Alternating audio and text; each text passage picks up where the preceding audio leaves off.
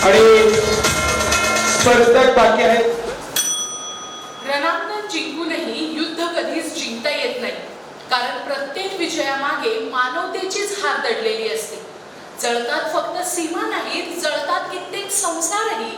म्हणूनच शांततेपेक्षा श्रेष्ठ या विश्वात दुसरे शस्त्र नाही. सन्माननीय परीक्षक, आदरणीय शिक्षक वृंद आणि इथे जमलेल्या सर्व मित्रमैत्रिणींना माझा सस्नेह नमस्कार. मी कुमारी प्रांजल प्रेमनाथ तनपुरे, शिवजन्मभूमी शिवनेरीच्या पावन सानिध्यात इतिहासाच्या तेजस्वी साक्षीने उभा असलेला जुन्नर तालुका येथील उमरस गावातील एक शिवकन्या आज आपल्या समोर अत्यंत समकालीन, संवेदनशील आणि प्रत्येक भारतीयाच्या जीवनाशी निगडीत अशा विषयावर माझे विचार मांडणार आहे. माझा विषय आहे इराण युद्धाचे हिंदुस्थानावर होणारे दुष्परिणाम. मित्रांनो, अनेकदा आपण असा समज करून घेतो की हजारो किलोमीटर दूर घडणाऱ्या घटना आपल्या आयुष्याशी काहीही संबंध ठेवत नाही. परंतु आजच्या जागतिकीकरणाच्या युगात एका देशात पेटलेला संघर्ष दुसऱ्या देशातील सामान्य नागरिकांच्या जीवनालाही स्पर्श करतो. म्हणूनच आज भारतातील प्रत्येक नागरिकाला भेडसावणारी सर्वात मोठी समस्या म्हणजे महागाई. आणि त्या महागाई मागील अनेक कारणांपैकी एक कारण म्हणजे जगाच्या दुसऱ्या टोकाला निर्माण झालेला संघर्ष. मंडळी, युद्ध फक्त सीमा बदलत नाही, ते समाज बदलते, अर्थव्यवस्था हादरवते, राजकारणाला नवी दिशा देते आणि संस्कृतीवरही खोल जखमा करून जाते. युद्ध ही केवळ दोन राष्ट्रांमधील लढाई नसते, ती मानवी जीवनाची, मानवी मूल्यांची आणि सामाजिक स्थैर्याची कठोर परीक्षा असते. कोणत्याही युद्धाचा सर्वात मोठा परिणाम जर समाजावर होत असेल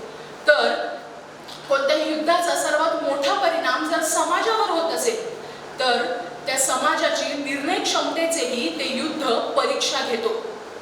भारताचे पश्चिम आशियाशी केवळ व्यापारी नव्हे तर मानवी नातेही आहेत. या प्रदेशात लाखो भारतीय विविध क्षेत्रात कार्यरत आहेत. डॉक्टर, अभियंते, परिचारिका, शिक्षक, तंत्रज्ञ, व्यापारी आणि कामगार. संघर्ष तीव्र झाला की सर्वप्रथम त्यांच्या सुरक्षिततेचा प्रश्न निर्माण होतो. त्यांच्याबरोबरच भारतातील त्यांच्या कुटुंबावरही अनिश्चिततेचे सावट पसरते. एक साधे उदाहरण पाहायचे झाले तर महाराष्ट्रामधील एका कुटुंबातील मुलगा पश्चिम आशियात नोकरी करतो. संघर्ष वाढल्याची बातमी दूरदर्शनवर झळकते आणि त्या क्षणी त्या कुटुंबाची चिंता सुरू होते. मित्रांनो, युद्धाची खरी किंमत ही केवळ पैशात मोजली जात नाही, ती अशा असंख्य कुटुंबांच्या काळजीत आणि असुरक्षिततेत दडलेली असते. परंतु अशा वेळी भारताने नेहमीच आपल्या नागरिकांच्या सुरक्षेला सर्वोच्च प्राधान्य दिले आहे. संकटाच्या काळात परदेशी अडकलेल्या भारतीयांना सुरक्षित परत आणण्यासाठी भारताने विविध प्रसंगी विशेष बचाव मोहिमा राबवल्या आहेत. याशिवाय युद्धाचे अप्रत्यक्ष परिणाम आपल्या दैनंदिन जीवनावरही होतात. वाहतूक खर्च वाढला, वस्तू महागल्या, रोजगाराच्या संधीवर परिणाम झाला की समाजातील आर्थिक विषमता अधिक तीव्र होऊ शकते. मात्र या सर्व घटनांमधून एक मूलभूत प्रश्न आपल्या समोर उभा राहतो, तो म्हणजे जर हजारो किलोमीटर दूर पेटलेला संघर्ष आपल्या समाजातील शांतता, सुरक्षितता आणि मानसिक स्वास्थ्यावर परिणाम करू शकत असेल तर शांतता ही आजच्या जगात केवळ एका देशाची गरज नसून संपूर्ण मानवजातीची सामूहिक जबाबदारी नाही का? समाजावर परिणाम करणारा प्रत्येक युद्ध त्या राष्ट्राच्या निर्णय क्षमतेचेही परीक्षा घेतो. युद्धाची पहिली गोळी रणांगणात झाडली जाते, पण तिचा सर्वात मोठा आवाज सामान्य माणसाच्या खिशात ऐकू येतो. आज भारत हा जगातील सर्वात जास्त ऊर्जा वापरणाऱ्या देशांपैकी एक आहे आणि आपल्या मोठ्या प्रमाणातील कच्च्या तेलाच्या गरजेपैकी तो मोठा हिस्सा आयात करतो. आंतरराष्ट्रीय बाजारात पश्चिम आशियातील अस्थिरता वाढली की कच्च्या तेलाच्या किमती वाढतात. त्याचा थेट परिणाम भारतावर होतो. युद्धामुळे होर्मुझ समुद्रधुनी या महत्त्वाच्या सागरी मार्गावरील परिणाम होऊ शकतात, जगातील मोठ्या प्रमाणातील कच्चे तेल आणि नैसर्गिक वायू याच मार्गाने वाहतूक केली जाते. जर या मार्गात अडथळे निर्माण झाले तर भारताला अधिक खर्च करून ऊर्जा आयात करावी लागू शकते. वाहतूक खर्च, विमा खर्च आणि पुरवठा साखळीवरील ताण वाढू शकतो. परंतु एखाद्या राष्ट्राची ओळख ही त्याच्या राजकारणातूनही होते. म्हणूनच भारत हा नेहमीच संघर्षाऐवजी संवाद, वैर्याऐवजी वाटाघाटी आणि युद्धाऐवजी शांततापूर्ण तोडगा यांचा पुरस्कार करतो. छत्रपती शिवाजी महाराजांनीही केवळ तलवारीच्या बळावर स्वराज्य उभे केले नव्हते. जिथे संवाद शक्य होता तेथे संवाद आणि जेथे स्वराज्याच्या रक्षणासाठी आवश्यकता होती तेथेच शौर्य ही त्यांच्या राज्यकारभाराची दृष्टी होती.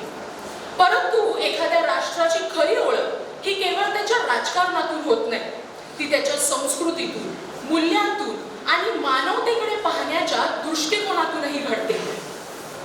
म्हणूनच भारत हा विविधतेत एकता या तत्वावर उभा असलेला देश आहे. अशा वेळी समाजात भावनिक प्रतिक्रिया उमटणे स्वाभाविक आहे. परंतु भारतीय संस्कृती आपल्याला भावनेपेक्षा विवेकाला अधिक महत्त्व द्यायला शिकवते. आज सोशल मीडियाच्या युगात संघर्षाशी संबंधित अनेक व्हिडिओ, संदेश आणि अपूर्ण माहिती काही क्षणात आपल्या मोबाईलपर्यंत पोहोचते. जर त्याची सत्यता पडताळली नाही तर अफवा, गैरसमज आणि द्वेषपूर्ण विचार समाजात पसरू शकतात.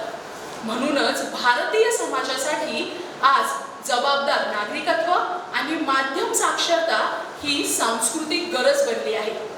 मित्रांनो, भारताचे इराणशी शैक्षणिक, सांस्कृतिक आणि लोकसंपर्काच्या पातळीवरही संबंध आहेत. विद्यार्थी, संशोधक, कलाकार आणि विविध क्षेत्रातले प्रतिनिधी या देशांमध्ये परस्पर संवाद साधतात. जर संघर्ष तीव्र झाला तर अशा सांस्कृतिक देवाणघेवाणीवर परिणाम होऊ शकतो. याहूनही महत्त्वाचं म्हणजे जगात जेव्हा युद्धाचे वातावरण निर्माण होते तेव्हा शांततेचा संदेश देणाऱ्या भारताची भूमिका अधिक महत्त्वाची ठरते.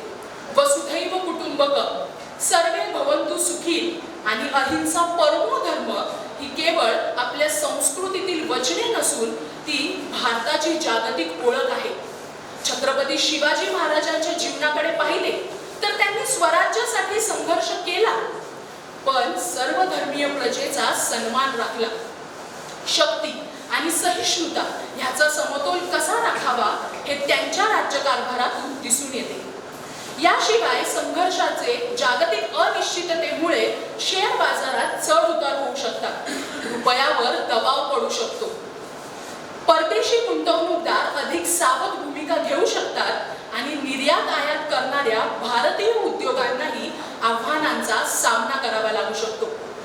मात्र अशा संकटांच्या काळात भारताने केवळ परिस्थितीची वाट पाहिली नाही, तर ऊर्जा स्रोतांचे विविधीकरण, सामरिक तेल साठ्यांची उभारणी, पर्यायी ऊर्जा प्रकल्पांना प्रोत्साहन आणि विविध देशांशी संतुलित आर्थिक संबंध प्रस्थापित करण्याचे प्रयत्न सातत्याने केले आहेत.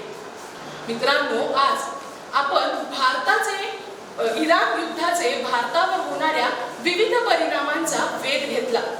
मात्र या संपूर्ण चर्चेतून एक प्रश्न माझ्या मनात सतत घोळत राहतो, तो म्हणजे 21व्या शतकात ज्या युगात मानवाने चंद्रावर पाऊल ठेवले, मंगळावर मोहिमा पाठवल्या, कृत्रिम बुद्धिमत्तेच्या साहाय्याने देश बदलण्याची क्षमता निर्माण केली, त्याच मानवाला आजही मतभेद सोडवण्यासाठी युद्धाचाच आधार का घ्यावा लागतो?